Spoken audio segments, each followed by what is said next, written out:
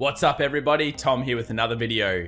Today we'll be talking about the latest stock market news, along with our technical analysis thoughts on the S&P 500, NASDAQ, Apple, Tesla, and the volatility index. We've seen some pretty big volatility in the stock markets over the month of September. And while this is very normal, we're seeing a structure formation currently on the S&P 500 and NASDAQ that could lead to another big move downwards if it was to break.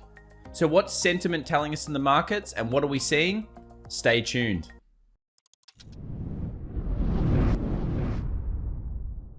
Alright, as we always like to do, let's take a look at the general stock market to get a bit of an idea on what's currently going on. I do believe we're seeing a decent amount of sector rotation in the markets right now, as of course the Federal Reserve came out this week with Jerome Powell hinting to a whole bunch of different things that has the market a little bit unnerved about, of course, big tech moving forward. So when we talk about these sector rotations, really what that's saying is that the market is now going and looking at value stocks, and potentially some of these value stocks are being bought up. Also, stocks to do with economic recovery are being bought quite closely, and that comes down to copper price, which we'll be looking at a little bit later in this video. Let's talk about the Fear and Greed Index. Now, this one here is actually quite a good free index that you can get, and it shows you a whole bunch of things to do with fear and greed in the markets. Now, in the live stream last night, we were talking about this, and I wanted to bring in just a couple of things that if you're not aware, you should be looking at in the markets. One of those is, of course, the VIX and the volatility index. But on top of that, you should always be looking at things like put-call options and put-call ratios. Here we've got a bit of a chart of the last year of what's happened with put-call ratios.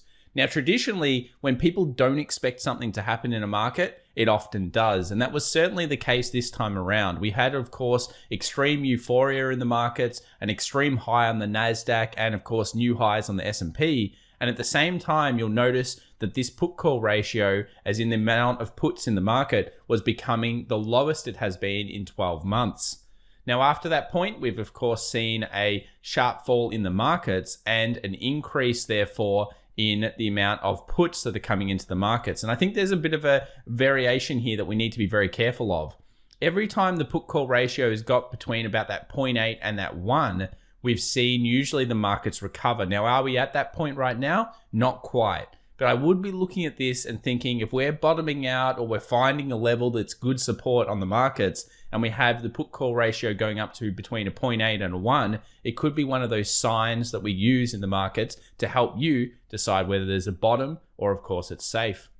Another thing is this Fear and Greed Index over time. Whenever it goes over, of course, this area here between the 70 and the 80, we're usually approaching a bit of euphoria in the market. And whether we had a crisis this year or not, we were already in extreme euphoria. So there would have been a correction sometime through Feb, March, I think anyway, even if we weren't in a crisis. Volume's been up in the last couple of days. The revised volumes here are showing quite a lot of trading activity around those economic events. And also, just to bring up sentiment and economic activity, I think things like Snowflake are definitely worth bringing up. Now, Snowflake is a company that, of course, Warren Buffett's company invested in as well. It's an IPO, and it went up 100% in its first day. Now, is this unusual in the US market for tech? It's certainly not. But on this channel, I have a bit of a rule that I say a lot in the live streams, and that is that you should see a few years generally of a company on the stock market before you consider buying it. That allows all the financials to come out, and it allows, of course, as much as possible for the stock to be covered and to realize some kind of profit. Usually companies like Facebook, Twitter, Snapchat, any other tech company, they've come out of the gates very strong, found lackluster results, and over the next 12 to 18 months, they've drifted lower, becoming better value at those points in time. We're even seeing it right now in Slack. If you have a look at Slack on the charts, it's not performing as well as you'd expect it to be right now in the markets. Let's have a look at the volatility index. Volatility has dropped a little bit because we're not seeing as sharper moves. We're sitting right on support now in the stock markets around the world. And volatility in terms of the VIX is doing its normal thing where the initial spike happened off, of course, that flash crash. Then we saw a pullback in the VIX, and we'll probably see a little bit of juddering and sputtering similar to last time over here on the left.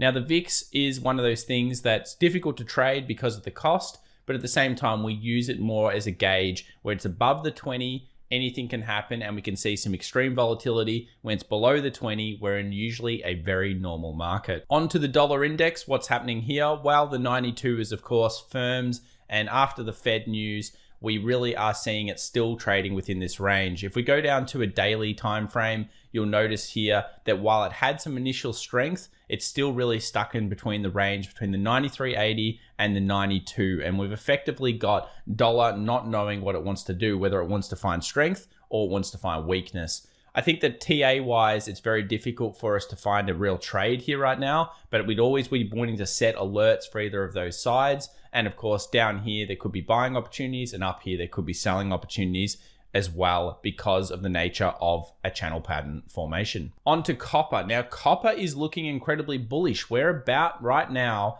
not only to make a new high, which we've done, but to break and close to a new high.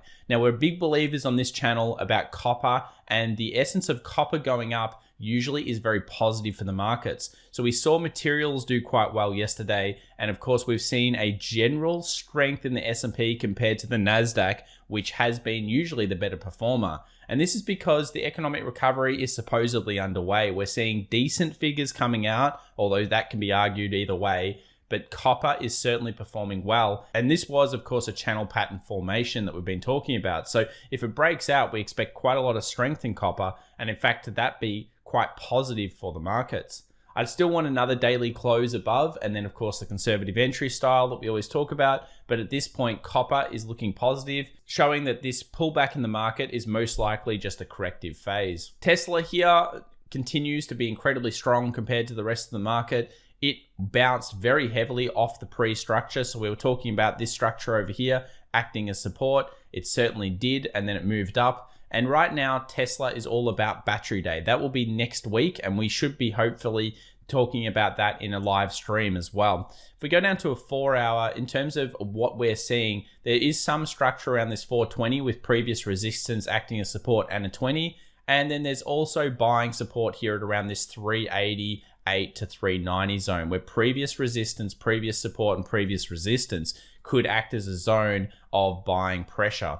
Now, Tesla's one of those ones that I expect to hold up into the battery day. And what we've seen recently is a lot of buy the rumor, sell the news kind of events. So will Tesla live up to the hype? It's a good sentiment tracker in the markets right now. Speaking of sentiment, here we've got Apple. Now, Apple came out with a news event that was certainly not to the market's expectations. Last night, we saw an open, or at least a futures open, in the 108 area. And Apple, if it had broken down and closed below there, I think instantly exposed really the $100 price range. It exposed all the way, filling through to the gap to the $100 area. We saw it hold 110 and close right around that 50 EMA. But again, if Friday is weak and we see further selling pressure, as soon as it gets through this structure, really what that's saying is it moves to the next zone. And the next zone certainly around that $100. Some people have been saying 97 as well, but between that $100 and 97 range is certainly very, very key when it comes to Apple.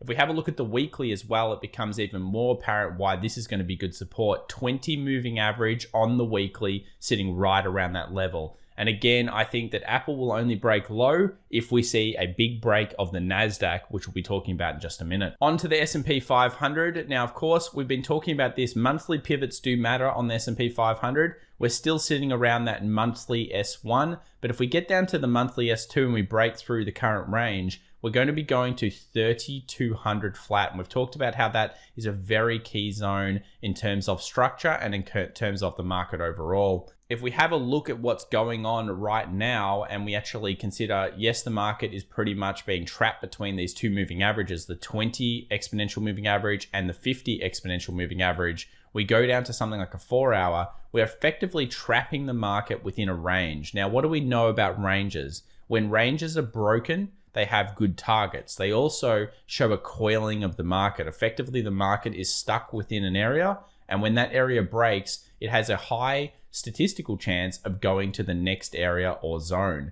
Now, what does this area break if it gets below this point point to? Well, it instantly points to a channel bottom, which goes to the 3,200. It goes to the S2 pivot. It goes to previous weekly resistance. There's a lot of synergies in terms of technical analysis with the S&P 500 in that level. we're obviously below a whole bunch of moving averages. We've got the 2050 crossover here.